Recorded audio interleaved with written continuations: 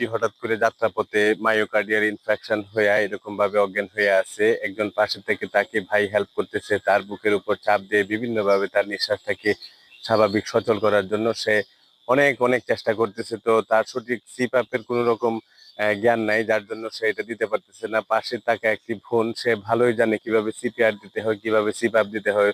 ওই বোনটি তাড়াতাড়ি তাৎক্ষণিকভাবে আইসা এই পেশেন্টটিকে সিপিআর মানে কার্ডিও পালমোনারি রিসাসিটেশন দেওয়ার পরে কিছুটা রেসপন্স হয়, এবং এইভাবে একের পর এক উনি যেভাবে সিপিআর দিচ্ছে, দেওয়ার কারণে আস্তে আস্তে আস্তে আস্তে আস্তে পেশেন্টটি একটা পর্যায়ে স্টেবল হয়ে যায় আর কি। তো বন্ধুরা, যে কোনো সময় মায়োকার্ডিয়াল ইনফেকশন হতে পারে।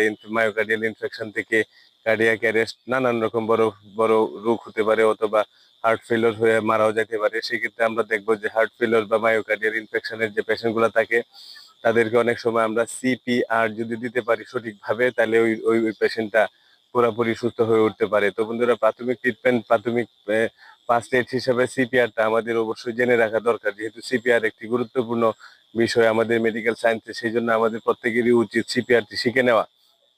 একটি সিপিআর শিখে নেওয়ার শিখে নিতে পারলে যে কোনো সময় আমাদের যে কোনো পরিবারে যে কেউ আক্রান্ত হলে আমরা ইচ্ছা করলে আমরা তাকে প্রাথমিক ট্রিটমেন্ট দিয়ে একটা ব্যবস্থার মধ্যে নিতে পারি। তো বন্ধুরা, আপনারা আমার ভিডিওটি যদি ভালো লাগে অবশ্যই পাশে থেকে সাপোর্ট দিবেন।